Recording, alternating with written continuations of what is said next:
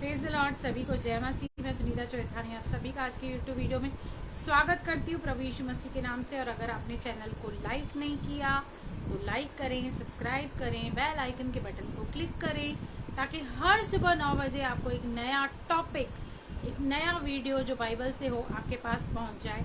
तो आज कुछ 4 चीज़ों को आपके सामने रखूँगी, इसलिए अंत तक मेरे साथ बने रहिए, जो आपको मसीह जीवन में ऐसे उलझा के, ऐसे दबा के रख रही हैं कि आपको आत्मिक रीति से बढ़ने ही नहीं दे रही हैं वो बातें।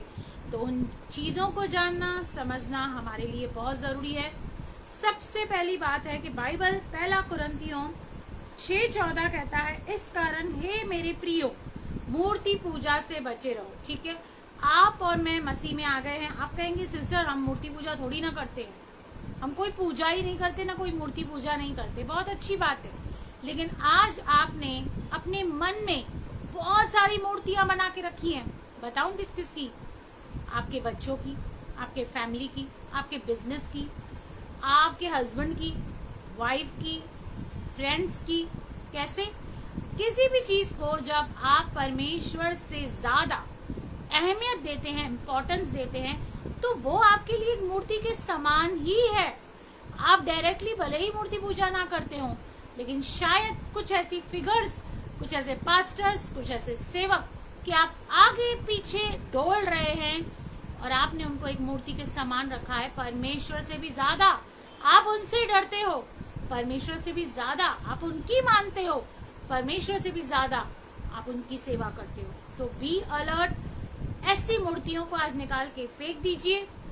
नंबर 1 प्रायोरिटी आपके और मेरे जीवन में केवल और केवल परमेश्वर ही होना चाहिए।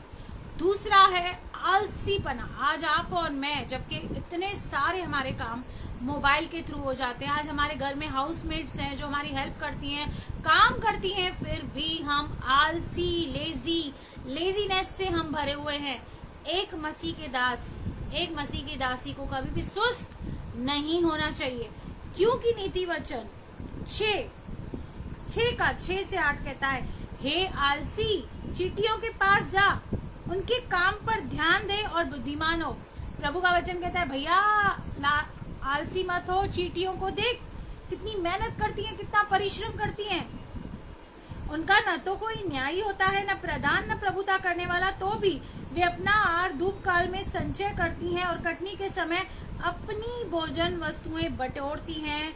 बाइबल कहती है चींटियों से सीख और अपने अंदर से जो आलसपन है उसको निकाल, जो सुस्ती है, अब करूंगा, अरे किसके पास विजिट करना है, नहीं पुज रहा है, किसी के लिए प्रार्थना करना है, नहीं पुज रहा है। आलसीपने ने आज आपको और मुझे घेर लिया है बहुत बुरी तरीके से। दूसरी बात, अविश्वास। यूहन्ना 3:18 कहता है, जो उस पर विश्वास करता है उस पर दंड की आज्ञा नहीं, परंतु जो उस पर विश्वास नहीं करता वह दोषी ठहर चुका, इसलिए कि उसने परमेश्वर के इकलौते पुत्र के नाम पर विश्वास नहीं किया।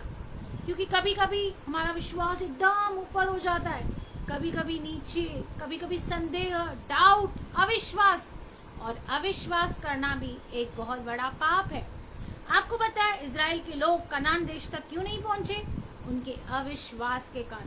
परमेश्वर ने समय समय पर उनके जीवन में बड़े बड़े अद्भुत कार्य किए, लेकिन उनको कभी तो विश्वास बहुत ज्यादा आ जाता था, कभी अविश्वास होता था, कभी परमेश्वर पर डाउट, कभी संदेह, कभी अल्पविश्वास। तो उसी तरह से आप और मैं भी गोते खाते रहते हैं। विश्वास का लेवल नीचे ऊपर होते रहता है, लेकिन हमें विश्वास में बढ़ना है और विश्वास में बने रहना है। और विश्वास सुनने से, सुनना मसीह के वचन से होता है। हालेलुया।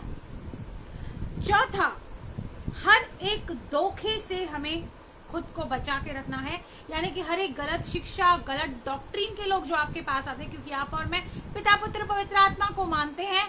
अगर जी कोई और डॉक्ट्रिन या मिलावटी शिक्षा लेकर, बाइबल लेकर आपके पास पहुंचता है, तो उससे भी आपको खुद को संभालना है, बचा के रखना है।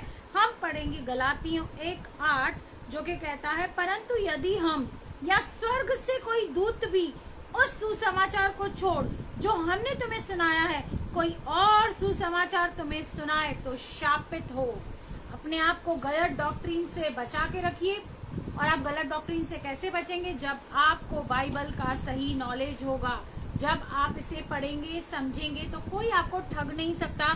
क्योंकि अंत के समय में झूठे भविष्यद्वक्ता, झूठे नबी खड़े हो जाएंगे और आपको वो धोखे में ला देंगे, परमेश्वर से अलग कर देंगे, मसीह यीशु की सही शिक्षा से, अच्छी कलीसिया से आपको दूर कर देंगे और आपके पतन का कारण बनेंगे। इसलिए इन चीज़ों को ध्यान में रखिए, प्रभु में बढ़ते जाइए और इन उलझनों में ना उलझिए। आलसीपन को छोड़ दीजिए, विश्वास में बने रहिए, गलत शिक्षा से बचे रहिए, घमंड से बचे रहिए, हर एक बुराई से बचे रहिए और प्रभु में आगे बढ़ते जाइए, प्रभु में उन्नति कीजिए।